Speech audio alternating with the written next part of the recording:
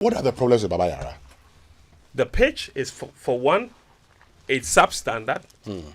You saw it. Nobody has to tell you. Baba Yara also has major issues with the dressing rooms. It has major issues with the bathrooms. It has major issues with ticketing. Now, the ticketing and the seats, for example, CAF actually requires that you have to label all your seats. Baba Yara didn't have seat labels. So if you buy a ticket, where are you going to sit? You go in, you sit anywhere. Okay. So, and those First come, first serve.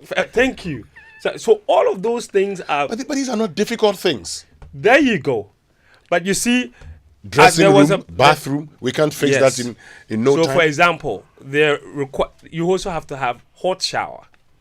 But these are So things we can these are fix. things that the NSA actually closed down the stadium to fix a year or so ago. Even before the World Cup qualifier against Nigeria, we had to make do with a lot of these things. The floodlights calibrations as well. It's not clear enough. There's certain requirements that they have to meet.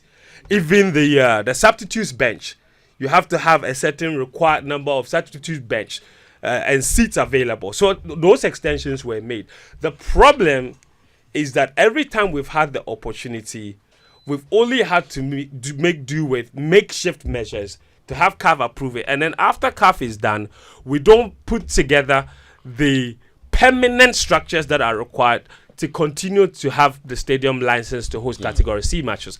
And CAF has regulations for each category of matches. So let's say preliminary round of qualifiers, like what the clubs are playing right now, they are all Category 2 matches. The stadium requirements for those matches are not as high as the stadium requirements for, let's say, an African Cup of Nations match or World Cup qualifier, AFCON qualifier. So you will see that, for example, Samatex and Nswatreman are playing games at the Accra Sports Stadium. Yeah. Because it's not even in the group stages. That is the preliminary rounds.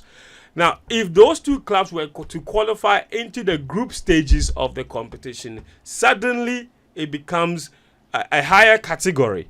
And so, as things stand now, with no stadium certified to host Category C matches, if Nswatreman and Samatex make it to the group stages of the CAF Champions League or CAF Confederation Cup, they would have to play outside the country.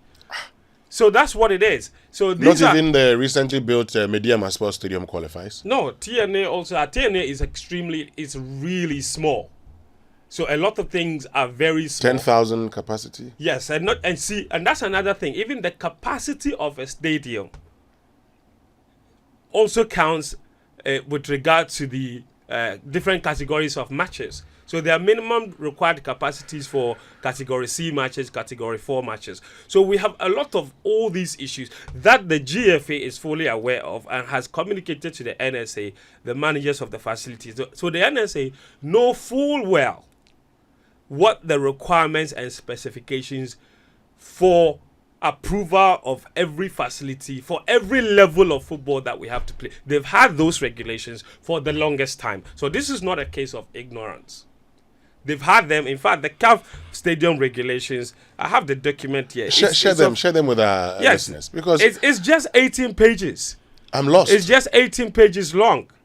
The CAF stadium regulations. So it's not even that long to read. So you can't miss anything.